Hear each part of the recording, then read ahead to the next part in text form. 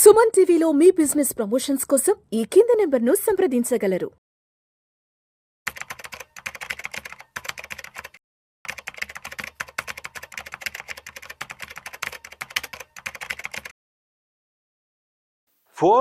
June 4 election day రోజు 21,282 Trump టారిఫ్లు కనుక continue అయితే అక్కడ దాకా వస్తుందా అనేది కొంచెం డౌట్ వచ్చింది. సో ఇప్పుడు 22,000 దగ్గర తీసుకుంది, సపోర్ట్ తీసుకుంది, రాకపోవచ్చు. ఇక ముందు ఇంకా వేరే సెక్టర్కి ఫార్మాకి వేస్తా అన్నాడు, అట్లనే ఇంకా వేరే సెక్టర్కి ఇంకా ఏదైనా వేస్తే కొంచెం డౌట్ ఉందా అంటే June 4 21,282 ఒకవేళ అది కట్ అయితే 19,800 అక్కడ దాకా రావచ్చు అనేది ఒక ఎక్స్పెక్టేషన్. సో జనరల్గా అంతవరకు రాకపోవచ్చు డెఫినెట్గా. ఎందుకంటే ఈ ట్రెమర్స్ అనేది ఎక్కువ రోజు కుదరదు, జనాల్ని ఇబ్బంది పెట్టడం, అన్ని కంట్రీస్ ఇబ్బంది పెట్టడం కుదరదు. ఎందుకంటే ఆయననే తెలుసుకోవాలి, లేకపోతే తెలుసుకుంటే మంచిది, లేకపోతే జనాల్లోంచి రివోల్ట్ వస్తుంది, పార్టీలోంచి రివోల్ట్ వస్తుంది, ఇంపీచ్మెంట్ చేసే అవకాశం కూడా ఉంటుంది. సో ఆయన్ని మార్చేసి ఆ పార్టీ రిపబ్లికన్ పార్టీ వేరే వాళ్ళని చేసుకోవచ్చు, చేసే అవకాశం కూడా ఉంటుంది. ఎందుకంటే వాళ్ళ పార్టీ ఆయనే ఒక ఎంపీ ఒక బిల్లు తీసుకొచ్చాడు ఎవరితో, డెమోక్రటిక్ పార్టీతో కలిసి.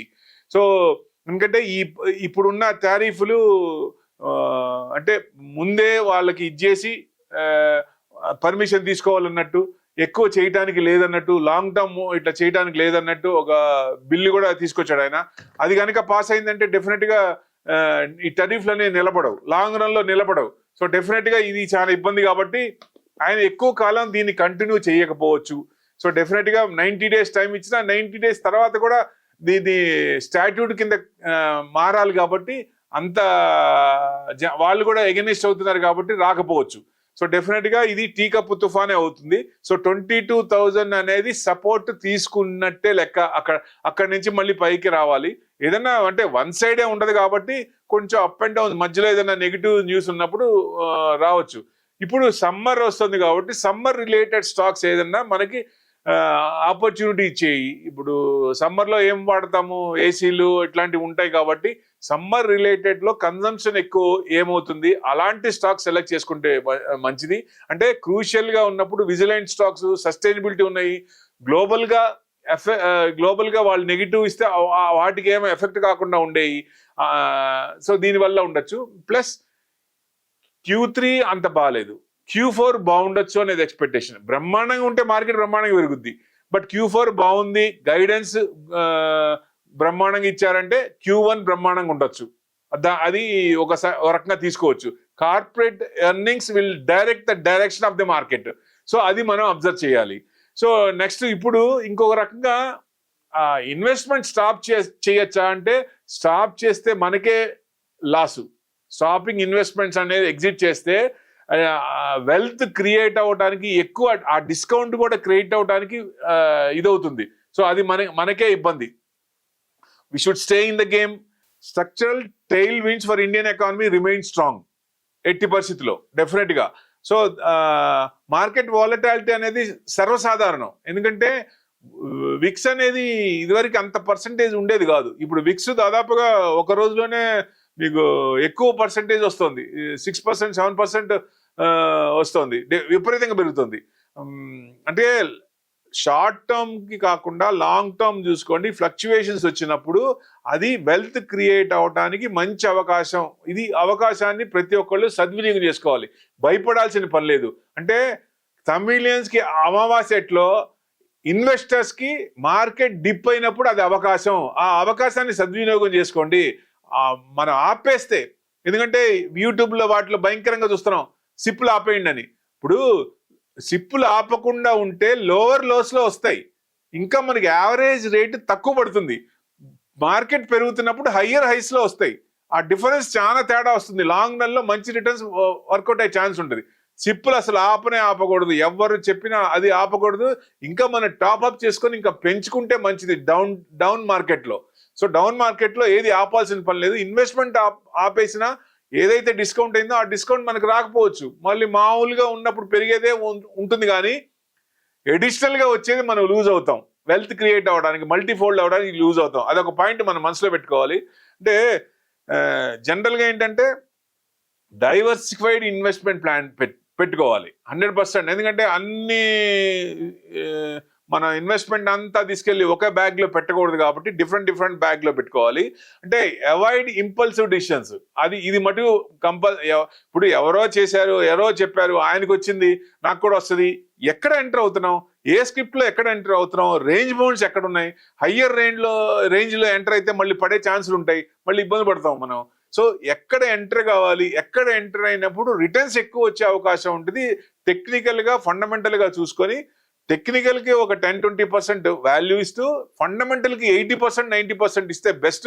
ఫండమెంటల్స్ ఉన్న స్టాక్స్ సెలెక్ట్ చేసుకుంటే లాంగ్ టర్మ్ లో రిటర్న్స్ ఎక్కువ వచ్చే ఉంటాయి. ఎందుకంటే ఆ ప్రోడక్ట్ డిమాండ్ ఉంది, సేల్స్ బాగుంది, కంపెనీ గ్రో అవుతుంది, రిటర్న్స్ వచ్చి డెఫినెట్ గా రావాల్సిందే కదా.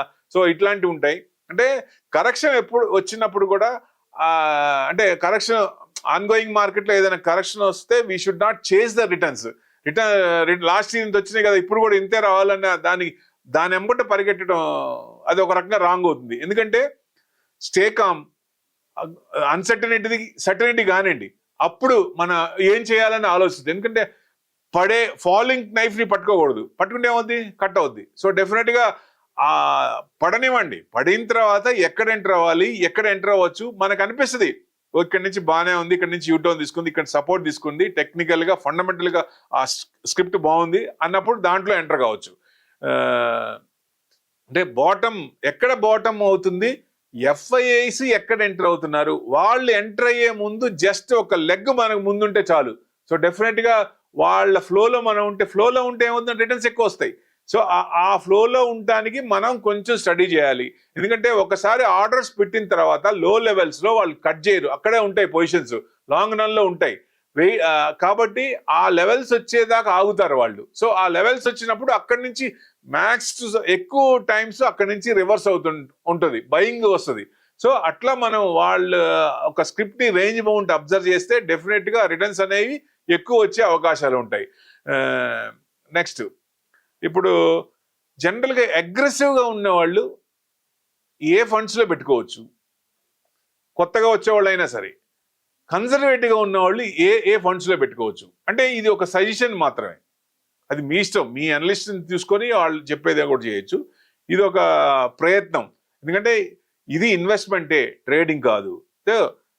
మ్యూచువల్ ఫండ్స్ లో లార్జ్ క్యాప్ 30% పెట్టుకొని, ఫ్లెక్సీ క్యాప్ 20% పెట్టుకొని, మల్టీ క్యాప్ 20% పెట్టుకోండి.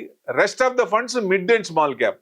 ఎందుకంటే మిడ్ అండ్ స్మాల్ క్యాప్ బాగా పెరిగినాయి కాబట్టి, ఇప్పుడు కొంచెం కరెక్షన్ వాటిలో నడుస్తున్నాయి కాబట్టి మిడ్ అండ్ స్మాల్ క్యాప్ లో కొంచెం పర్సంటేజ్ తీసుకొని మిగతా వాటిలో చేస్తే అంటే గ్రోత్ ని మనం అవాయిడ్ చేయకుండా ఉన్నట్టు ఉంటుంది, కొంచెం రిస్క్ తీసుకున్నట్టు ఉంటుంది. వెన్ ద రిస్క్ తీసుకున్నప్పుడు మనకి రిటర్న్స్ ఎక్కువ వచ్చే అవకాశం ఉంటుంది. కాబట్టి ఎందుకంటే అంటే స్ట్రాటజీకి రిస్క్ ఎక్స్పోజర్ ఉంటే ఎక్కువ రిటర్న్స్ వచ్చే అవకాశాలు ఉంటాయి. బెస్ట్ పర్ఫార్మింగ్ రిటర్న్స్ చూసుకొని ఎవ్రీ ఇయర్, లేకపోతే 2-3 ఇయర్స్, లేకపోతే 2 ఏళ్ళలో 3 ఏళ్ళలో చూసుకొని మన ఒక టర్మ్ పెట్టుకుని ఆ టర్మ్ కి ఏది బాగున్నాయి, ఏది బాగా రిటర్న్స్ ఇస్తున్నాయి, ఏది ఫ్లరిష్ అవుతోంది, ఏఎంసీ యాక్టివ్ గా ఉంది, వాళ్ళు రిటర్న్స్ ఎంత ఇస్తున్నారు, అంటే వాళ్ళ యాక్షన్స్ ఏంటి, వాళ్ళు చేసే ప్రపోజ్డ్ ప్లాన్స్ ఏంటి, ఆ ప్లాన్స్ ప్రకారం వస్తున్నాయా లేవా, ఇవాళ కాకపోతే నెక్స్ట్ ఇయర్ అన్నా వస్తుందా లేదా, దాని పిఎల్ఏ స్కీమ్ కింద ఏదన్నా మంచి ఇంప్లిమెంట్ చేశారనుకోండి, డెఫినెట్ గా ఓవర్ ఎ పీరియడ్ వస్తాయి. కాబట్టి ఇట్లాంటి వాళ్ళ ఐడియాస్ బాగున్నాయా లేవో, అవి క్లిక్ అవుతాయా లేవో చూసుకుంటే బెస్ట్. అదే కన్సర్వేటివ్ అనుకోండి, మల్టీ అసెట్ ఫండ్స్ లో 30% పెట్టుకోవచ్చు, కన్సర్వేటివ్ హైబ్రిడ్ ఫండ్స్ లో 40% పెట్టుకోవచ్చు, డెట్ ఫండ్ లో 30% పెట్టుకోవచ్చు. అంటే అప్పుడు ఏమవుతుందంటే డెట్ డీసెంట్ రిటర్న్స్ ఇస్తాయి. ఎందుకంటే మార్కెట్ ఏదైనా రివర్స్ అయినప్పుడు డెట్ కొంచెం రిటర్న్స్ వస్తాయి కాబట్టి మనకి కొంచెం టెన్షన్ లేకుండా ఉంటుంది. సో కన్జర్వేటివ్ ఉండేవాళ్ళు ఇట్లాంటివి తీసుకుంటే బెస్ట్. ఇవి ఇన్వెస్ట్మెంట్ చేసి లాంగ్ టర్మ్ పెట్టుకుంటే మంచి ఇన్వెస్ట్మెంట్ వస్తుంది. ఆప్షన్స్ అండ్ టచ్ చేశారా, options is like A iceberg, melt అయిపోతాయి, క్యాపిటల్ ఎరోజన్ అయిపోద్ది. దయచేసి ఆప్షన్స్ అనేవి గైడెన్స్ తోనే చెయ్యాలి. ఇండివిజువల్ గా దాన్ని చేసామా రిటర్న్స్ కోసం క్యాపిటల్ లాస్ అయిపోద్ది, ఎరోజన్ అయిపోద్ది. దయచేసి ఎందుకంటే ప్రాపర్ గైడెన్స్ తీసుకొని దాని ప్రకారమే చేయాలి. ఎక్స్చేంజ్ చెప్తుంది కదా, సెబిఐ చెప్తోంది ఒక రకంగా 99% people are losing money in options అని. అందుకని దాన్ని కొంచెం గైడెన్స్ లో ప్రాపర్ గైడెన్స్ కరెక్ట్ ఉన్నాయో లేవో, అది కూడా ఎక్కువ క్యాపిటల్ ఎరోజన్ కాకుండా తక్కువ అమౌంట్ తో మీరు యాడ్ ఆన్ చేసుకోవాలి. మార్కెట్ నుంచి తీసుకోవాలి కానీ మార్కెట్ కి లాస్ అయ్యి డబ్బులు ఇచ్చే పరిస్థితి రాకుండా ఉంటే బెస్ట్. ఇట్లాంటివి చేస్తే డెఫినెట్ గా మనకి కన్సర్వేటివ్ వాళ్ళు ఎక్కువ రిస్క్ వద్దు అనుకున్న వాళ్ళు ఈ ప్లాన్ పెట్టుకుంటే బెస్ట్. కొంచెం రిస్క్ తీసుకుంటాం అనుకున్నప్పుడు మన ఎక్కువ అగ్రెసివ్గా ఉన్న వాళ్ళు ఆ ప్లాన్ తీసుకుంటే బెస్ట్ అని ఉద్దేశం. అప్పుడు రిస్క్ తీసుకున్నప్పుడు ఎక్కువ రిటర్న్స్ వస్తాయి. కన్సర్వేటివ్ ఉన్నప్పుడు నార్మల్ గా నాకు చాలు అనుకున్నప్పుడు డెట్ ఫండ్స్ రిటర్న్స్ వచ్చినా మంచిదే కదా. That's the main thing. దీని ప్రకారం చేస్తే కొత్తగా వచ్చిన వాళ్ళకి ఇది బెస్ట్. అంటే ఆల్రెడీ ఉన్న వాళ్ళకి అబ్జర్వ్ చేస్తారు కాబట్టి వాళ్ళకి తెలుస్తుంది ఏ ఫండ్స్ లో పెట్టాలి. ఎందుకంటే గవర్నమెంట్ స్కీమ్స్ ఏమొస్తున్నాయి, ఏ ఫండ్స్ వస్తున్నాయి, ఇప్పుడు లేటెస్ట్ ఫండ్స్ ఎవరు రిలీజ్ చేస్తున్నారు, అంటే మార్కెట్ ట్రెండ్ ప్రకారంగా ఏ ఫండ్స్ వస్తున్నాయి, ఆ ఫండ్స్ లో మనం పెట్టుకుంటే లాంగ్ టర్మ్ లో రిటర్న్స్ వస్తాయా లేదా, గవర్నమెంట్ సపోర్ట్ చేస్తుందా లేదా, స్కీమ్స్ కింద వాళ్ళకి బెనిఫిట్ అవుతుందా లేదా, ఇట్లాంటివి అన్ని చూసుకుంటే మంచిది. అప్పుడు ఏమవుతుందంటే లాంగ్ రన్ లో రిటర్న్స్ వస్తాయి. ఇప్పుడు ఒక్కొక్క fund, quantum fund last year 72% వచ్చింది. సెబిక్ కూడా డౌట్ వచ్చి తవ్వకాలు మొదలుపెట్టినా ఎక్కడ ఏం దొరకలేదు. ఇంప్లిమెంట్ చేశారు. ఇది ఒక పాయింట్ నోట్ చేసుకోవచ్చు. ఫ్యూచర్ లో మార్కెట్ లో ఫుల్ ఫ్లెడ్జ్ గా రైట్ తరీకాలో ఇంప్లిమెంట్ చేస్తే మంచి రిటర్న్స్ వచ్చే అవకాశం ఉంటుంది. ఇది ఒక positive point long run investors కి. సో ఇది మనం ఎక్కువ ఇంప్లిమెంటేషన్ షేర్ మార్కెట్ కూడా వచ్చినప్పుడు డెఫినెట్ గా మంచి రిటర్న్స్ వచ్చే అవకాశం ఉంటుంది. వాళ్ళు అదే ఇంప్లిమెంట్ చేశారు. సెబీ కూడా తవ్వకాలు మొదలుపెట్టి ఏమీ దొరక్క నమస్కారం పెట్టి వెనక్కి వెళ్ళారు. 71% ఎలా ఇచ్చారని. సో అంటే ఎవ్రీ ఇయర్ అలా రావు కదా, మార్కెట్ ఫ్లరిష్ అవుతుంటేనే ఎక్కువ వస్తాయి. సో లాస్ట్ ఇయర్ అది ఇచ్చింది కదా అని మళ్ళీ అదే ఫండ్ లో మళ్ళీ ఇప్పుడు పెట్టుకుంటానంటే అది చేదస్తం కింద లెక్క వస్తుంది.